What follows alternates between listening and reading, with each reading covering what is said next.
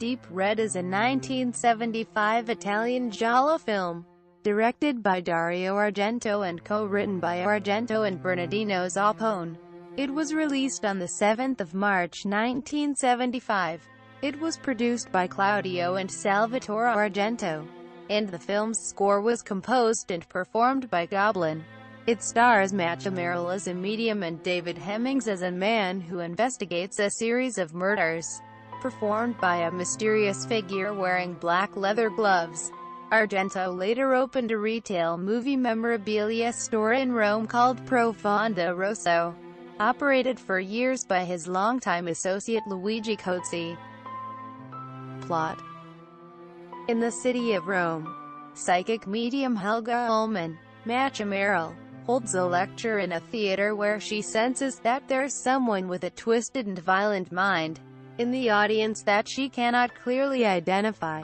Later that night, while Ullman is in her apartment taking notes about the incident in the theater, someone kicks the door in and murders her with a meat cleaver, also destroying her notes in the process. Musician Marcus Daly, David Hemmings, who lives in the same apartment building, is walking home when he sees her being attacked through the window. Rushing inside to help, he's too late as Helga bleeds to death. After the police arrive, Marcus realizes he had seen a certain painting among a group of portraits on the walls of the victim's apartment, which seems to have disappeared.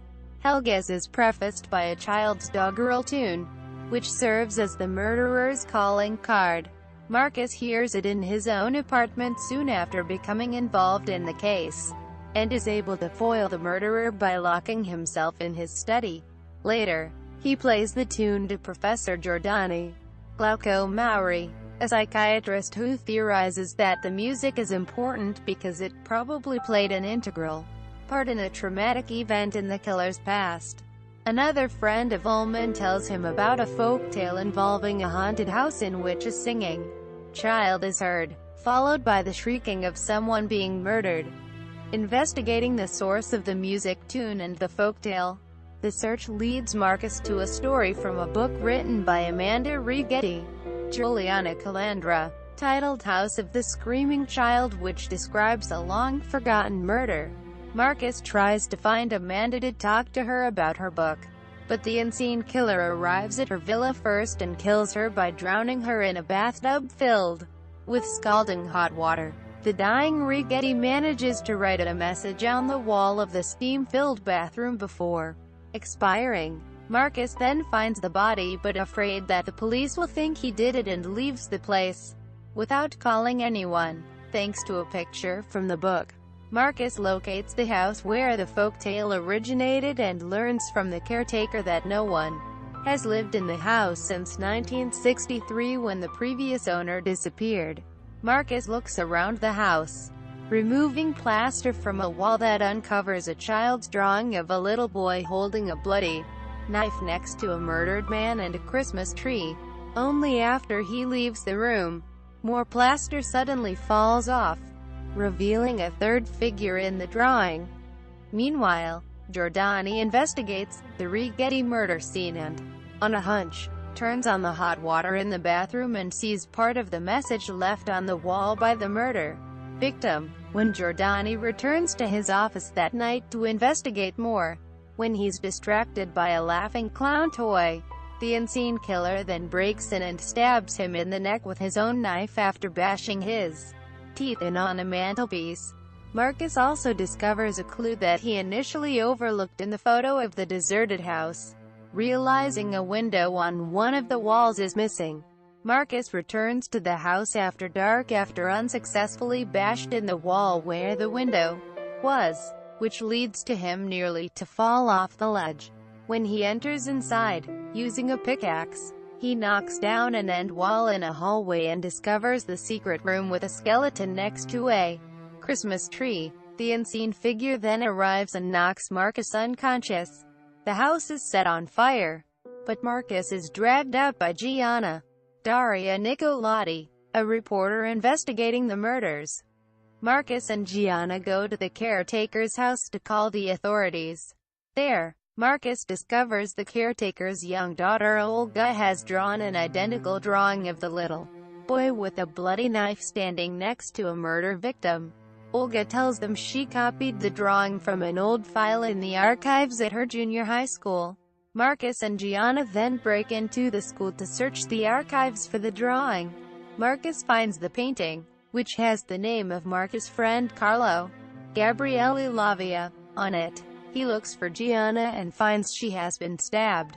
Carlo suddenly appears before Marcus holding a gun and threatens to kill him for getting too close to the truth. Just as the police arrive, Carlo flees and climbs over a wall only to get hooked onto a rebar transported by a passing truck, and is dragged down the street to a gruesome death. The case is apparently wrapped up with Carlo being the killer. After Marcus drops off the wounded Gianna at the hospital, he heads back to the scene of the crime. He realizes that Carlo could not have murdered Ullman because they were together only for a few seconds before Marcus saw her at the window.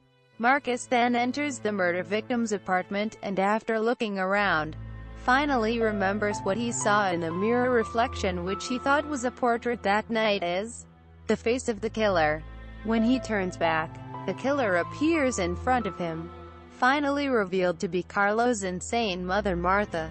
In a flashback, Carlo is still a child and witnesses his mother stabbing her husband because he tried to have her committed to psychiatric hospital. Carlo, traumatized, picks up the bloody knife and stares at it. Then Martha entombs her husband's body in a room of the house. In the climax, Martha confronts Marcus and tries to kill him by wielding a meat cleaver as she chases him out of the apartment to an elevator.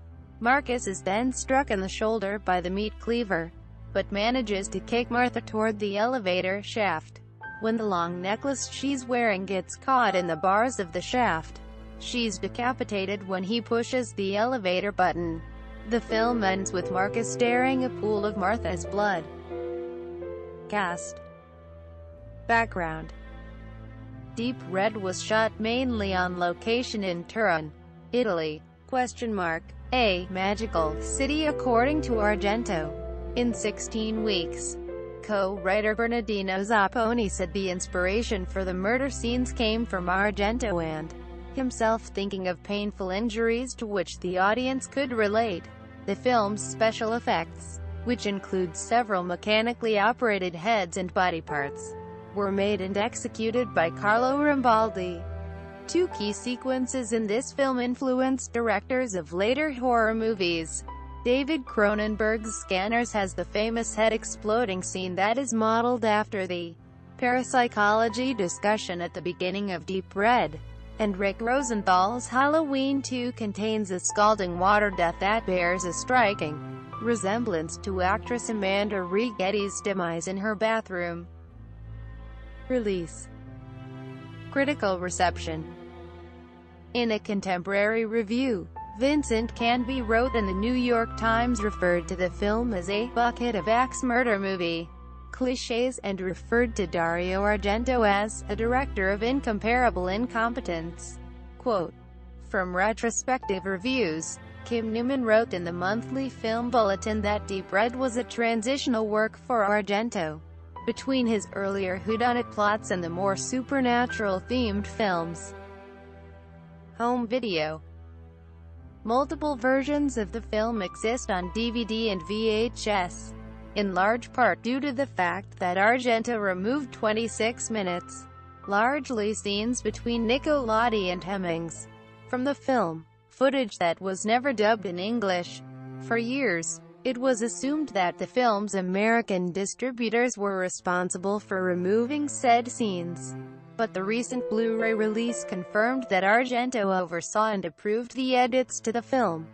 11 seconds of animal cruelty cuts made to the film by the BBFC in 1993 were waived when the film was resubmitted in 2010. In 1999, Anchor Bay acquired the rights to release the film uncut on both DVD and VHS.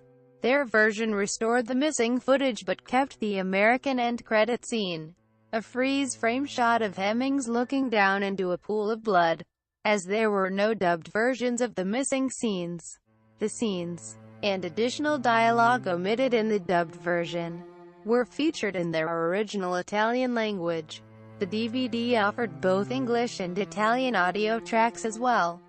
Blue Underground obtained the rights to the film in 2008 and released it as a standard DVD.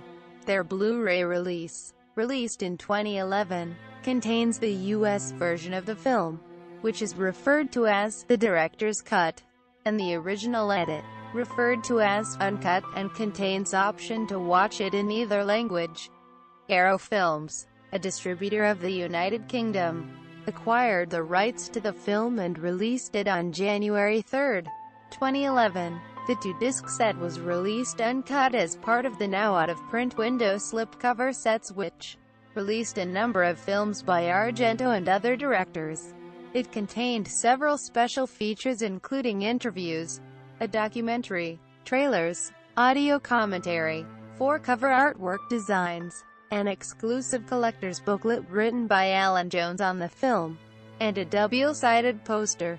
Both the director's cut and the theatrical cut are available on the set with an English and Italian audio track, and English subtitles.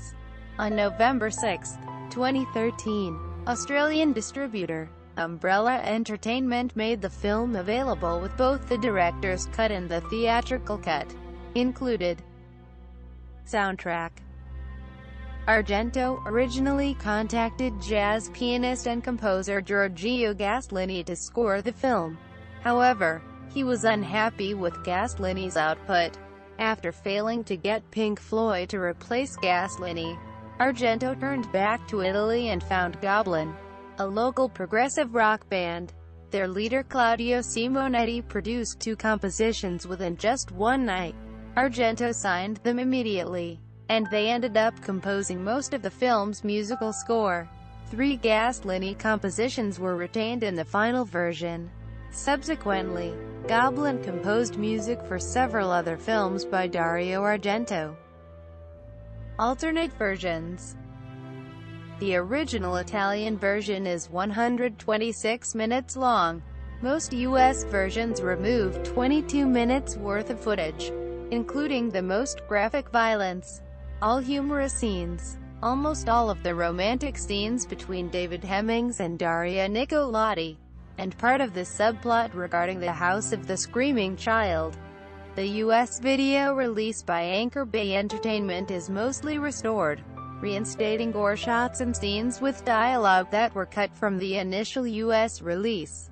It was likely that these scenes were cut before the English dub was prepared, so they now only exist with an Italian dub.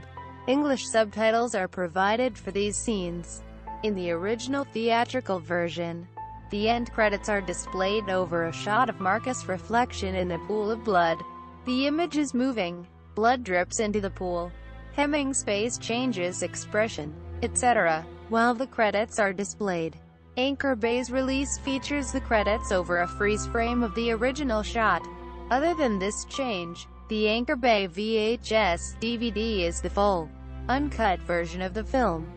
The later DVD release from Blue Underground is the exact version mentioned above. Also, Blue Underground released an uncensored English version on DVD on the 17th of May 2011. This cut of the film runs no more than 105 minutes, with the gore from the original Italian version intact but the other cuts from the edited English version again excised. Unusually, the film had no UK theatrical release.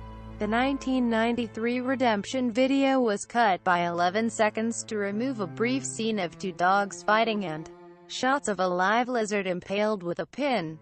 The 2005 Platinum DVD issue was pre-cut to exclude the shot of the lizard and restore the dog sequence, as it was evident that they were playing rather than fighting. It was finally passed uncut for the 2010 Arrow DVD release. The full-length Italian version, with English subtitles and one small cut by UK censors, is available on video in the UK in pan and scan format from Redemption Films. The only known widescreen print of this version can be found in Australia on both SBS TV and its pay TV channel World Movies. Completely uncut. Note that the widescreen Laserdisc release is in English language and was cut by director Argento himself by about 12 minutes. Remake. In 2010, George A. Romero was contacted by Claudio Argento to direct a 3D remake of Deep Red, which Claudio said would also involve Dario. Romero showed some interest in the film. However, after contacting Dario, who said he knew nothing about the remake, Romero declined Claudio's offer.